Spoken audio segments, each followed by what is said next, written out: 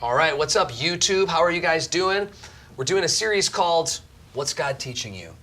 And we are here. I'm here with my friend, Charlie Kirk, and he's been a friend for, how long ago did we meet? At least 3-4 years, right? Yeah, it's been wonderful getting to know him and to watch his rise in influence and to watch his rise as the Lord has given him a platform to talk about the things that are on his heart. But the cool thing about my friendship with Charlie is that I see him after church in the lobby, and I see him walk out of the worship center, and I'm like, what's up, dude? And we're just talking just like friends, because we are friends, because we go to the same church, and we're so glad to have you at Harvest. Thank you. So Charlie, tell me, what's God teaching you right now? Well, right now, I think in the last 6 months, it's been an extraordinary elevation of our platform, I guess you could say. God has blessed us in so many different ways. And if I had to really think about there's so much God is teaching me and teaching always, but I think if I had to boil it down, it's the higher you go, and that's a horrible way to put it, but the higher you go up on whatever metric you gauge success, the lower you need to go. Wow. What do I mean by that? I think it's 1 James 4:10 or something that says, humble yourself before the Lord and He'll lift you up. But it's so easy and so tempting that when you get success, whatever you define success, so let's just assume for a second that what I've had in the last 6 months has been success. Sure, right? It is. Right. So it's not prideful to say that. Okay. Yeah, and so I hesitate just because everyone can have their own subjective interpretation of it.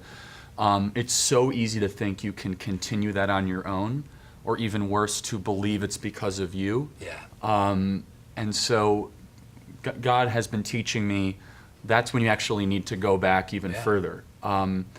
The old expression, there's a couple things. There are no atheists in foxholes, right? So when things are really bad, people will be crying out to God, please help me, please help me. I know that's when things are really good, when the bounty is plentiful, when prosperity is there. Sure. That's actually when people tend to say, that church thing, I'm good. Yeah. The Bible I can skip tonight. When you're in a period of suffering, the Bible can be a very comforting thing. Yeah. When you're in a period of prosperity, you're just like, oh, why do I need all these rules? I'm good, right? I actually got it all figured out. Yeah. I am the greatest, right? Sure. And that's a byproduct, I think. Nice catch. Wasn't that something else? Did you see that? He caught the pill without even seeing it. Wow, sorry to interrupt you. That was amazing. Well,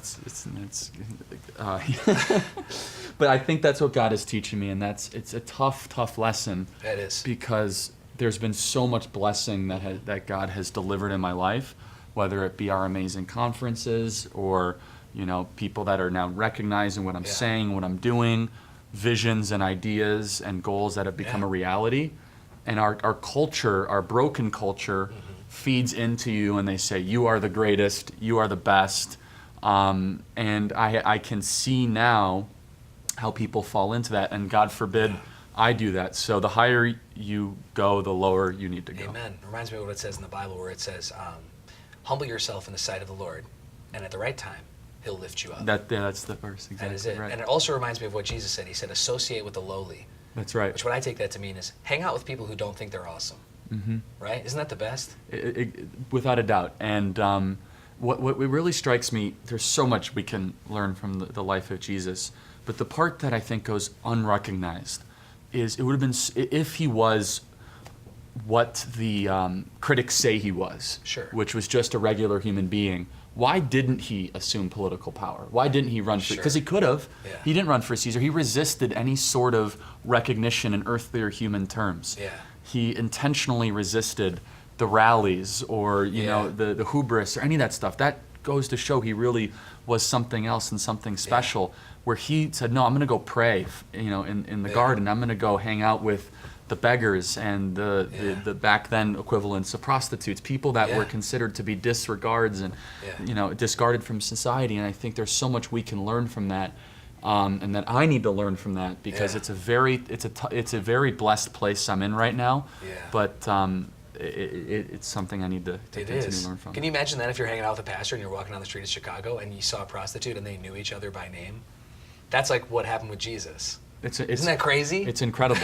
You're right. And he even hung out with people that we would consider to be morally questionable people financially too. Yeah. Right. Of course, you know, the people, the Yes, he tax did. collectors. Right. So that would be. Yes, he did. It'd be a tough. So it'd be like Bernie Madoff. It'd be like Yeah. if, you know, we would go hang out with Bernie Madoff right now in jail. It's Yeah. like, this is my brother under God. Whoa, that's tough. I love it. So we need to have compassion, and we need to have empathy for there. But what I'm being taught also, if I have time to say another Please. thing, is the harder the commandment, usually the more important the commandment is. So I mean, they're all hard, right? They all run contrary to human instinct. So Jesus taught extraordinarily difficult things that our instincts tell us not to do. Yeah. So for example, when you get punched in the face, you want to punch someone back. It's kind Yeah. of, you feel it within your blood. You have a predisposition towards retaliation built into our kind of primal instinct. Jesus said, actually turn the other cheek. Whoa, that's so difficult. He talked about self-sacrifice and for compassion and for empathy, things that are not always built within our DNA. But also the kind of the moral sliding scale that our culture presents in front of us is, they try to tell us that happiness and satisfaction is going to come through, you know, more things and more stuff, when it's really the exact opposite of that. Amen. And I find my greatest point of fulfillment when I have people come up to me and they say, you know, I benefited, or my life is better because of something you said or because of something you did, and I feel as if I've given something to the world instead of just taking something away. So That's wonderful. I really appreciate you being that vulnerable and willing to share both of those things with us. Yeah. Hey, hit like, give us a comment, give us a subscribe, and comment below what God's teaching you, and we're going to pin a comment to the top of the board that we just really like. So if God's taught you something awesome, comment it. We'd love to pin it to the top. And thank you for watching. Charlie, thank you for being with us. We appreciate it.